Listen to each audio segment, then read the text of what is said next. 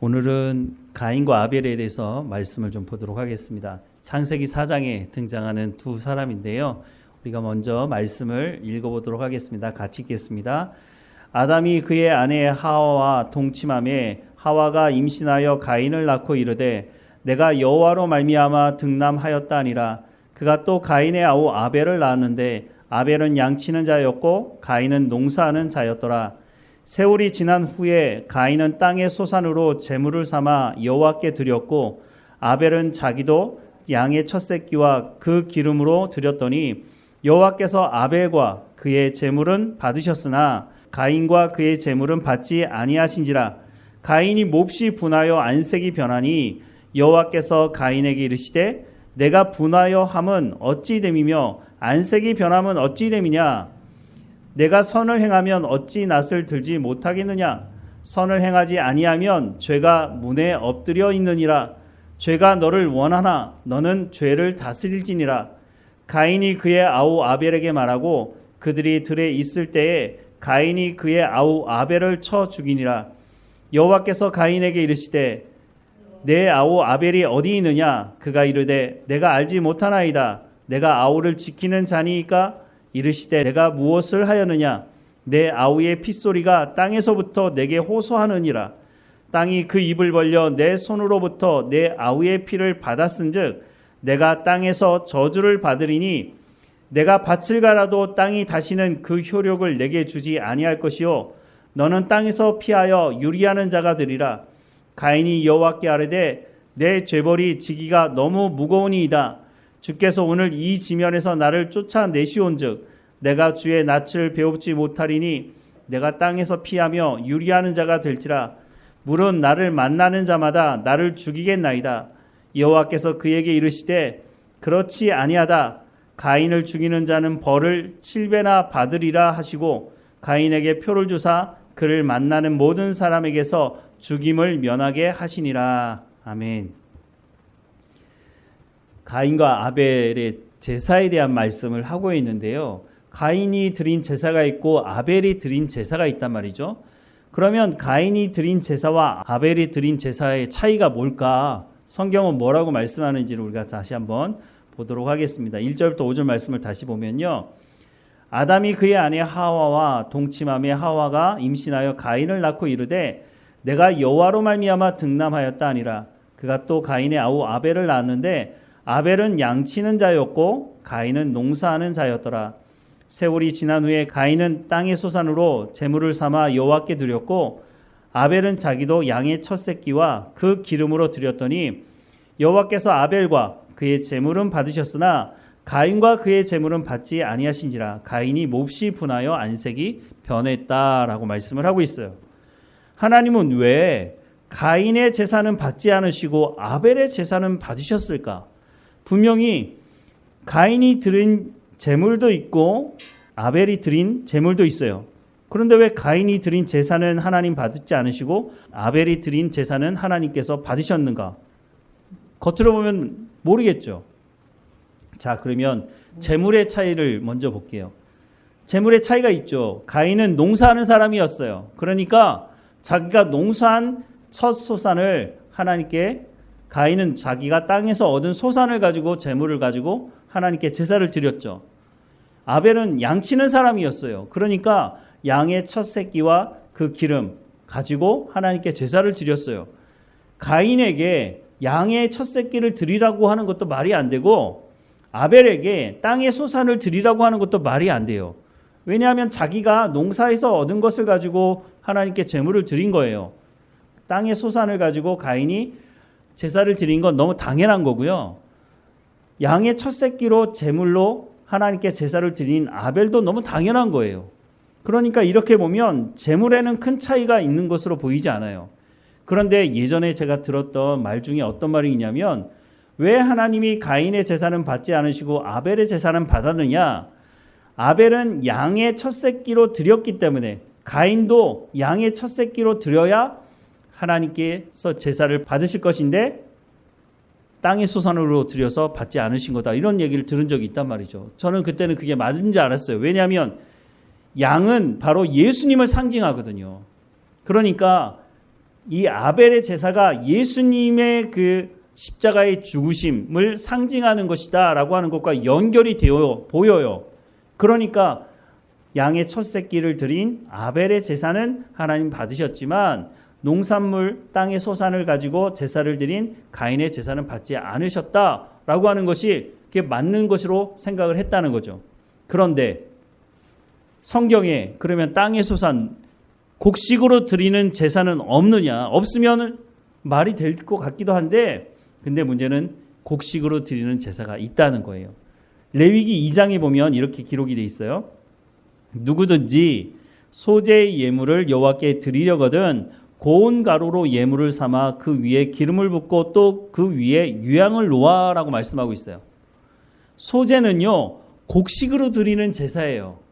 16절에도 보면요 제사장은 찌은 곡식과 기름을 모든 유향과 함께 기념물로 불사를 지니 이는 여호와께 드리는 화제다라고 말씀하고 있어요.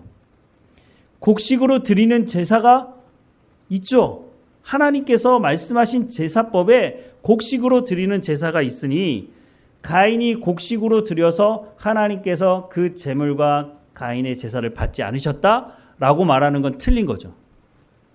그러면 뭐가 문제일까? 제물을 드릴 때 제사를 드리는 사람의 마음을 담는 도구가 제물이에요. 하나님은 제사로 나오는 사람에게요 아무리 작은 것이라도 하나님께서 지정한 것을 가지고 나와서 하나님께 제물로 드리라고 말하고 있어요. 가난한 사람은요 비둘기, 산비둘기라도 잡아서 제물로 드리라고 말씀을 하고 있어요. 그런데 이 제물을 드릴 때 하나님께서 특별히 말씀하는 게 뭐냐면 흠 없는 제물을 드리라는 거예요. 왜 제물이면 제물이지 왜 흠 없는 제물을 드리라고 했을까? 말라기 말씀에 보면은요 하나님께 제사를 드리면서 제물을 드리긴 드렸는데 그 제물이 어떤 제물이었어요? 시장에 내다 팔 수 없는 제물들, 다리 절고 눈 멀고 그래서 상품적인 가치가 없는 것들. 아니 어차피 하나님께 불태워 다 드리는 건데 하나님께서 뭐 고기를 드시는 것도 아니고 뭐 흠이 있든지 없든지 우리한테는 손해가 되지 않도록 이 흠이 있는 건 그냥 드리자 이렇게 한 것 때문에 하나님 뭐라고 말씀하세요? 그걸 책망하시죠. 분명히 뭐라고 성경은 말씀하고 있느냐면 흠 없는 제물을 드리라고 말하고 있어요. 흠 없는 제물은 비싼 값에 팔아야지 이걸 왜 하나님께 제사로 태워서 드려? 이런 생각을 할 수 있잖아요.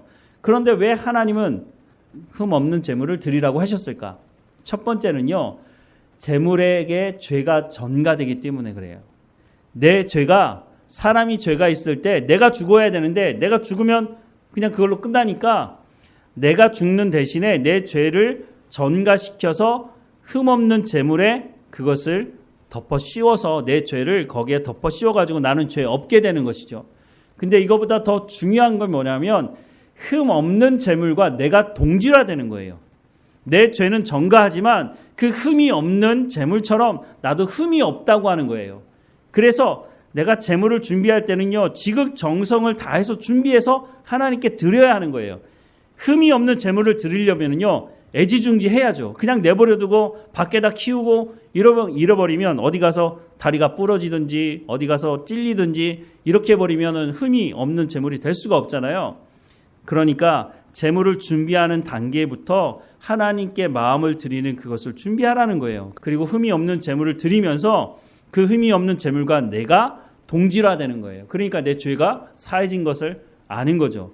그래서 하나님께서 흠이 없는 제물을 드리라고 한 것이지 하나님이 그걸 가지고 어디 가서 장사를 하시겠어요? 뭘 하시겠어요?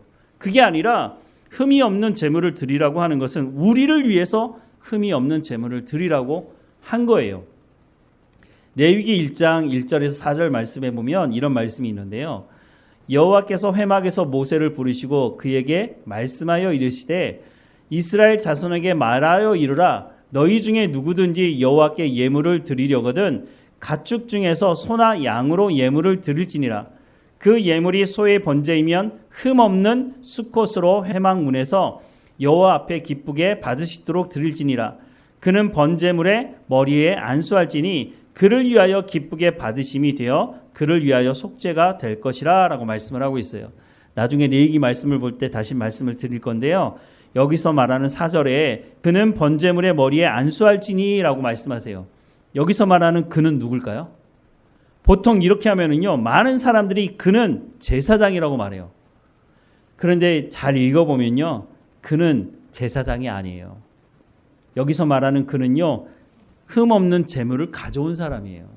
그 가져온 사람이 그 흠없는 제물의 머리에 안수하는 건 뭐예요? 내 죄를 전가하는 것일 뿐만 아니라 앞서 말씀드린 동질화 하는 거예요. 흠이 없는 이 제물처럼 나도 흠이 없는, 그러니까 내 죄가 용서함 받으니까 내가 흠이 없는 존재가 됐다고 하는 것을 안수함으로 그것을 상징적으로 말해주는 거죠.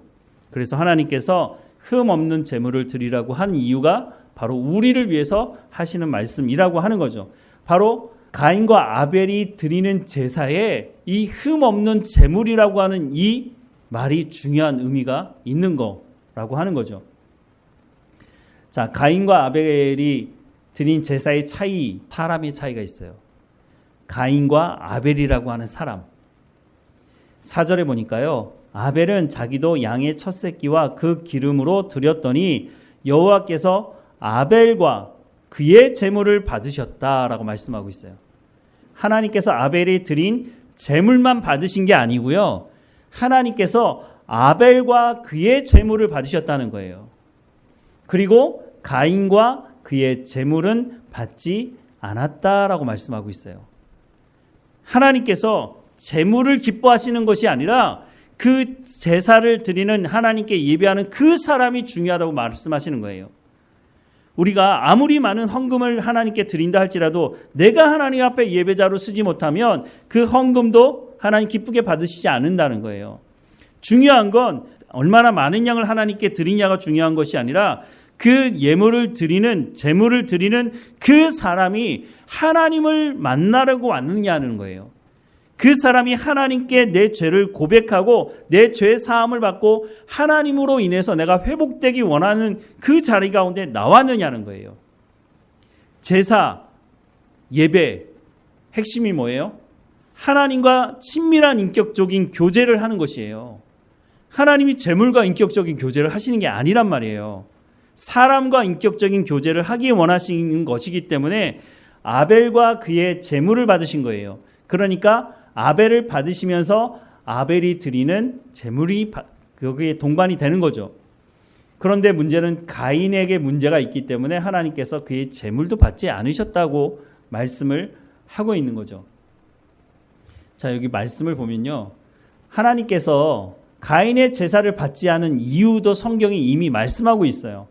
5절 말씀에 보면 가인과 그의 제물은 받지 아니하신지라 가인이 몹시 분하여 안색이 변하니 여호와께서 가인에게 이르시되 내가 분하여 함은 어찌 됨이며 안색이 변함은 어찌 됨이냐 내가 선을 행하면 어찌 낯을 들지 못하겠느냐 선을 행하지 아니하면 죄가 문에 엎드려 있느니라 죄가 너를 원하나 너는 죄를 다스릴지니라. 이걸 세번역 성경으로 보면은요, 7절 말씀 내가 올바른 일을 하였다면 어찌하여 얼굴빛이 달라지느냐. 이 무슨 말이죠? 얼굴빛이 변한 걸 보니까 네가 올바른 일을 했다는 거예요? 안 했다는 거예요? 안 했다는 거죠. 내가 올바르지 못한 일을 하였으니 죄가 너의 문에 도사리고 앉아서 너를 지배하려고 한다. 너는 그 죄를 잘 다스려야 한다라고 말씀하고 있어요. 이게 무슨 말일까요? 지금 가인이 제사하러 왔어요. 하나님께 제물도 준비해 왔어요. 자기가 농사한 것 중에 좋은 거 가져왔겠죠. 그래서 하나님께 제사를 드렸는데 하나님이 가인 너의 제사는 받지 않아 라고 말씀하세요. 그리고 이 말씀을 하시는 거예요. 7절의 말씀. 내가 선을 행하면 어찌 낯을 들지 못하겠느냐. 선을 행하지 아니하면 죄가 문에 엎드려 있느니라. 죄가 너를 원하나 너는 죄를 다스릴지니라. 무슨 말이죠? 죄가 있는 채로 하나님께 예배를 드리면 그 예배를 하나님 받으신다는 거예요? 안 받으신다는 거예요? 안 받으신다는 거예요. 그런데 하나님께서 뭐라고 말씀하시냐면 죄가 너를 원하지만 너는 죄를 다스려라. 하나님께서 가인에게 다시 기회를 주는 거예요. 하나님께 제사로 온 그 가인이 죄가 있는 채로 왔으니까 너 이번 제사는 내가 받을 수가 없어. 네가 죄가 있는 채로 나에게 오면 내가 거룩한 하나님인데 내가 너를 죽일 수도 있거든. 그러니까 죄가 있는 채는 나한테 올 수 없어. 그러니까 죄의 문제를 해결하고 와. 그리고 죄가 너를 유혹하고 빠뜨리려고 할 때 네가 어떻게 하라고요? 죄를 다스리라는 거예요. 하나님께서 가인뿐만 아니라 오늘 우리에게도 마찬가지예요. 우리에게 죄를 다스릴 권세를 주셨다는 거예요. 지금 이때가 언제예요? 아담과 하와가 범죄하고 에덴 동산에서 쫓겨난 이후라는 거예요. 지금 우리 시대와 같은 시대죠. 그런데 하나님께서 가인에게 너는 죄를 다스리라고 말씀하고 있어요. 그러면 내가 이건 죄네? 그럼 내가 죄를 짓지 말아야지 라고 하는 죄를 다스릴 권세를 하나님께서 우리 가운데 주셨다는 거예요. 그러니까 그 죄에 빠지지 말고 그 죄의 문제를 해결하고 하나님께 나와서 예배하라는 거예요. 하나님께서 가인에게 다시 한번 기회를 주시는 거죠. 그런데 어떻게 했습니까? 죄를 다스리지 못한 가인의 행동이 어디까지 가게 되느냐면요. 8절 말씀에 가인이 그의 아우 아벨에게 말하고 그들이 들에 있을 때에 가인이 그의 아우 아벨을 쳐 죽이니라. 가인 생각은요. 이건 다 아벨 때문이야. 저놈의 아벨이 하나님께 칭찬받고 저것만 없으면 나도 괜찮을 거 아니야? 이런 마음이 드는 거죠. 죄는 빨리 해결해야 되는데 그걸 해결하지 않으면요. 죄가 점점 더 커져요. 2배, 3배, 4배 커지게 되죠. 그래서 결국은 회개하지 않은 가인이, 죄를 허용하게 된 가인이 어떻게 했어요? 그 아우 아벨을 쳐 죽이게 되었다는 거예요. 살인하게 된 거죠. 여호와께서 가인에게 이르시되 내 아우 아벨이 어디 있느냐? 그가 이르되 내가 알지 못하나이다. 내가 내 아우를 지키는 자니까. 어디서 많이 듣던 말 아닌가요? 비슷하죠. 누구와 비슷해요? 아담하고 비슷해요. 하나님 때문이에요. 저 여자 때문이에요. 이 얘기한 거하고 비슷한 것 같아요. 10절에 이르시되 내가 무엇을 하였느냐? 내 아우의 핏소리가 땅에서부터 내게 호소하느니라. 땅이 그 입을 벌려 내 손에서부터 내 아우의 피를 받았은즉 내가 땅에서 저주를 받으리니 내가 밭을 갈아도 땅이 다시는 그 효력을 내게 주지 아니할 것이요 너는 땅에서 피하여 유리하는 자가 되리라 라고 말씀하세요. 결국은 가인이 죄를 허용한 것 때문에 자기 동생 아벨을 죽이는 죄까지 범하게 됐다는 거예요. 그러니까 우리가 죄를 지었을 때요, 빨리 신속하게 하나님 앞에 회개해야지 그걸 묵혀두게 되면요, 더 큰 죄를 짓게 된다는 거예요. 자, 이 말씀을 통해서 우리가 생각해 봐야 할 게 뭐냐면요, 하나님께서 찾으시는 예배자가 어떤 예배자냐 하는 거예요. 창세기 4장을 가지고는요, 하나님이 기뻐하시는 예배자가 어떤 예배자인지 정확하게 잘 나타나 있지는 않아요. 물론 가인이 죄를 지은 것 때문에 하나님께서 그 제사를 받지 않으셨다라고 하는 것을 말씀하고 있긴 하지만, 하나님께서 찾으시는 예배자에 대해서는요, 예수님을 통해서 말씀하신 것이 있어요. 이 그림 어떤 그림 같아 보이십니까? 여기 예수님 어디 계시죠? 예수님 여기 계시죠? 여기. 예수님이 지금 뭐 하고 계세요? 채찍을 들고 계시는 것 같아요. 여기가 성전이에요. 성전에 왔는데 장사하는 사람들, 여기 보니까 하나님이 기뻐하시는 예배자들은 없는 것 같아요. 요한복음 2장에 있는 말씀인데요. 성전 안에서 소와 양과 비둘기 파는 사람들과 돈 바꾸는 사람들이 앉아 있는 것을 보시고 노끈으로 채찍을 만드사 양이나 소를 다 성전에서 내쫓으시고 돈 바꾸는 사람들의 돈을 쏟으시며 상을 엎으시고 비둘기 파는 사람들에게 이르시되 이것을 여기서 가져가라. 내 아버지의 집으로 장사하는 집을 만들지 말라라고 말씀하세요. 그리고 나서 성전을 헐어라. 내가 3일 만에 다시 세우겠다라는 말씀을 하시죠. 그런데 성전에 가면은요, 소와 양과 비둘기 파는 사람, 돈 바꾸는 사람이 원래부터 있어요. 왜냐하면요, 성전 근처에 사는 사람들은 자기가 키우던 양, 소 잡아올 수 있어요.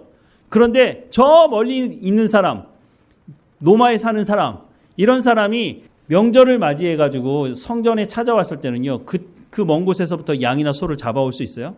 그러니까 그럴 수 없죠. 그러니까 돈을 가지고 와서 여기서 소나 양이나 이런 것들을 사서 하나님께 제사를 드리게 되거든요. 그런데 또 성전에서 사용할 수 있는 돈이 따로 있어요. 노마에서 사용하는 화폐를 가지고 성전에서 사용할 수가 없어요. 그러다 보니까 환전을 해야 돼요. 그러다 보니까 여기에 이윤을 노리고 아마도 제사장들과 일종의 돈 거래가 있었던 것으로 보여져요. 그러면서 성전이 하나님께 기도하며 예배드리는 곳이 아니라 자신들의 이익을 위해서는 수단과 방법을 가리지 않는 그런 도둑의 소굴이 되어버렸다는 거죠. 그래서 예수님께서 이 사람들을 쫓아내시게 됐다는 거죠. 그런데 요한복음 4장에 보면 사마리아 여인이 등장하는데, 사마리아 사람은 유대인들이 사람 취급도 하지 않았던 사람들이거든요. 그런데 이 사마리아 사람들도 하나님께 제사 드리고 싶어 했단 말이에요. 그런데 이 사마리아 사람들은 유대인들이 사람 취급조차 하지 않았기 때문에 예루살렘 성전을 갈 수가 없었어요. 그래서 이 사람들은 그리심산이라고 하는 곳에서 제사를 드렸는데, 과연 이것이 하나님께서 받으시는 제사가 될 수 있는 건가? 이런 의문이 생기는 거죠. 왜냐하면 성전은 예루살렘에 하나 있으니까. 그래서 예수님을 만나서 그 이야기를 한 거죠. 우리 조상들은 이 산에서 예배하였는데 당신들의 말은 예배할 곳이 예루살렘에 있다 하더이다. 예루살렘의 성전이 하나밖에 없으니까. 예수께서 이르시되 여자여 내 말을 믿으라. 이 산에서도 말고 예루살렘에서도 말고. 왜요? 예루살렘이 하나님께 제사에서 드릴 수 있는 곳이 되어 있어요. 장사하는 사람들로 말미암아 이게 엉망진창이었잖아요. 그러니까 이 산에서도 말고 예루살렘에서도 말고 너희가 아버지께 예배할 때가 이르리라. 너희는 알지 못하는 것을 예배하고 우리는 아는 것을 예배하노니 이는 구원이 유대인에게서 남이라. 아버지께 참되게 예배하는 자들은 영과 진리로 예배할 때가 오나니 곧 이때라. 아버지께서는 자기에게 이렇게 예배하는 자들을 찾으시느니라. 하나님은 영이시니 예배하는 자가 영과 진리로 예배할지니라 라고 말씀하세요. 이 사마리아 여인은 장소에 대해서 물었는데 예수님은 뭐에 대해서 말해요? 장소가 아니라 어느 곳에 있든지 하나님이 찾으시는 예배자는 영과 진리로 예배하는 사람이다 라고 말씀을 하세요. 그러면 영과 진리로 예배하는 사람이 누구냐? 영은 성령을 말하고 진리는 하나님의 말씀을 말해요. 그러니까 성령을 통해서, 하나님의 말씀을 통해서 예배하는 자를 찾으신다는 거예요. 성령의 핵심 사역에 대해서 예수님께서 뭐라고 말씀하시냐면 요한복음 14장 26절에 보혜사 곧 아버지께서 내 이름으로 보내실 성령, 그가 너희에게 모든 것을 가르치고 내가 너희에게 말한 모든 것을 생각나게 하리라. 성령의 핵심 사역이 뭐라고 말씀을 드렸어요? 여러 차례 말씀드렸지만 성령은 우리 가운데 은사도 주세요. 하지만 은사를 주시는 것이 주 목적이 아니라 성령이 이 땅에 오신 목적은 하나님의 말씀을 깨달아 알게 하시는 분이라는 거예요. 그리고 그 말씀을 깨달아 안 사람에게 하나님께서 성령을 통해서 성령의 열매를 맺어가게 하신다는 거예요. 그러니까 영과 진리로 예배하는 자라고 하는 이 말은 무슨 말이냐? 성령을 통해서 하나님의 말씀을 깨닫고 순종하는 사람을 말하는 거예요. 그러니까 우리가 하나님이 받으시는 예배를 드리기 위해서는요, 하나님의 말씀을 들어야 하고 그 말씀을 듣고 순종하는 삶을 살아가는 거예요. 그러니까 예배당에서만 예배를 드리는 게 아니고 우리가 삶을 살아가는 가정과 일터와 사회 현장에서 하나님 말씀대로 순종할 때에 그곳에서도 하나님을 예배하는 삶을 살아가게 된다는 거예요. 그리고 그런 사람들을 통해서 어떻게 돼요? 복음이 증거되고 흘러가게 된다는 거예요. 그러니까 전도한다고 하는 건요, 다른 사람에게 복음만 전하는 것이 전도가 아니라 내가 복음적인 삶을 살아가는 것이 전도라는 거예요. 내가 변화되지 않으면서 당신 예수 믿으면 구원받아, 당신 예수 믿으면 문제 해결돼, 이렇게 얘기해봐야 그 사람이 그걸 귀담아 듣지 않는다는 거죠. 당신이나 똑바로 해, 이렇게 얘기하지. 그러니까 중요한 게 뭐예요? 전도하기 위해서 내가 하나님의 말씀을 듣고 순종하는 예배자로서의 삶을 살아가는 거예요. 경건의 훈련을 하는 거죠. 주변 사람들로부터 그렇게 살아갈 때에 내가 예수 믿는 사람이라는 인정함을 받게 되는 거예요. 그러니까 아브라함도 그랬고 이삭도 뭐라 그래요? 가나안 사람들이 찾아와서 당신은 여호와께 복을 받은 사람이라고 말하고 당신이 무엇을 하든지 하나님이 당신과 함께 하신다고 하는 이야기를 가나안 사람들, 우상을 섬기던 사람들이 와서 그 이야기를 한다는 거죠. 그러면 그들에게 복음을 전할 수 있는 통로가 많이 열렸다고 볼 수가 있다고 하는 거죠. 마태복음 6장 33절에 보면요, 그런즉 너희는 먼저 그의 나라와 그의 의를 구하라. 그리하면 이 모든 것을 너희에게 더하시리라고 말씀하세요. 여기서 말하는 그의 나라와 그의 의를 구하라는 게 뭐예요? 의가 뭐죠? 하나님의 말씀을 듣고 순종하는 것이 의예요. 성경에서 말하는 의죠. 그러니까 그의 나라와 그의 의를 구하라는 것은 하나님의 말씀을 듣고 순종하는 삶을 살라는 거예요. 그래야 우리가 하나님께서 찾으시는 예배자로서의 삶을 살아갈 수가 있다고 말씀하는 거죠. 이것이 바로 가인과 아벨의 제사의 큰 차이점이라는 거예요. 아벨은 하나님의 말씀대로 순종하는 삶을 살고 자기가 준비한 예물을 하나님께 드렸어요. 가인은 제물은 가져왔어요. 하나님께 예물은 가져왔어요. 그런데 하나님의 말씀하신 대로 순종하며 살지 않았어요. 그런 가인에게 하나님께서 다시 한번 기회를 주시는 거예요. 죄가 너를 유혹하고 너를 죄에 빠뜨리려고 하지만 너는 깨어서 어떻게 하라고요? 죄를 다스리라고요. 하나님을 예배하기 위해서 죄를 짓는 것보다 하나님을 예배하는 게 더 중요하기 때문에 나는 죄를 지을 수 없어. 하나님께서 그걸 기뻐하지 않으셔. 그러니까 예배당에 와서만 예배를 드리는 게 아니고 삶의 현장에서도 하나님의 말씀을 듣고 순종하는 예배자로서의 삶을 살아가는, 이것이 우리가 어느 곳에 있든지 하나님을 예배하는, 말씀에 순종함으로 하나님을 예배하는 자로 삶을 살아가야 한다는 거예요. 어떤 사람들은 주일날 주님 주시는 힘을 얻어서 한 주일 살아간다고 말해요. 틀린 말은 아닌 것 같아요. 주님 주시는 새 힘이 있죠. 하나님의 말씀으로 새 힘을 얻죠. 그런데요, 그러면요, 매 주일날 예배 드릴 때 어떻게 예배 드리겠어요?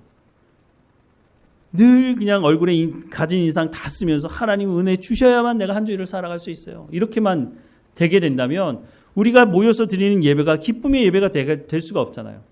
우리가 주일날 모여서 예배 드리는 가장 중요한 이유가 뭐예요? 주일에 예수님께서 부활하셨기 때문이에요. 예수님이 부활하셔서 승천하시면서 뭐라고 말씀하세요? 하늘과 땅의 모든 권세를 내게 주셨으니. 이전에는 사탄이 이 땅의 권세를 가지고 사람들을 괴롭혔던 일이 있었지만 이제는 예수님이 오셔서 어떻게 하셨어요? 사망 권세를 이기신 예수님께서 사단의 머리를 상하게 하셔서 세상 권세를 예수님께서 지셨다고 말씀하시잖아요. 그 예수님 때문에 우리가 구원받아서 주일에 모여서 우리가 구원받은 것에 대한 감사의 예배를 하나님께 드리는 거란 말이죠. 그런데 하나님, 지난 한 주일간에도 내가 너무너무 힘들고 맨날 깨지고 살았습니다. 하나님, 내 가운데 새 힘을 허락해 주십시오. 그렇게 할 수 있다고요. 그런데 매 주일이 그렇다면 예수님께서 부활하셔서 모든 권세가 예수님께 있다고 말씀하시는데 우리가 기쁨으로 제사를, 예배를 드릴 수가 없잖아요. 우리 다시 한번 우리의 예배를 생각해 볼 필요가 있어요. 우리가 새 힘을 얻는 것도 중요하지만 하나님 주신 그 새 힘을 가지고 내가 한 주일 동안 승리하며 살다가 주님 부활하신 그 기쁨을 가지고 내가 이 자리에 와서 하나님을 예배합니다. 하나님, 주일에 나를 불러주셔서 기쁨으로 하나님을 찬양하고 예배합니다. 그렇게 예배할 때 하나님도 기뻐하시지 않겠습니까? 하나님이 찾으시는 예배자는 하나님의 말씀을 듣고 순종하는 사람이에요. 하나님의 말씀을 듣고 순종하다 보면 박해도 있고 여러 가지 고난도 있어요. 손해보는 일도 있죠. 그런데 궁극적으로 하나님께서 하나님의 말씀을 듣고 순종하는 사람을 통해서 이루기 원하시는 게 뭐예요? 하나님이 어떤 분이신지를 드러내기 원하신다는 거예요.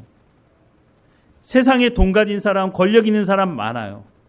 하나님, 그런 사람을 통해서 하나님의 역사를 일으키기 원하는 것이 아니라 작지만 하나님의 말씀에 순종하는 그 사람을 통해서 하나님은 하나님의 역사, 하나님의 영광을 드러내기 원하신다는 거예요.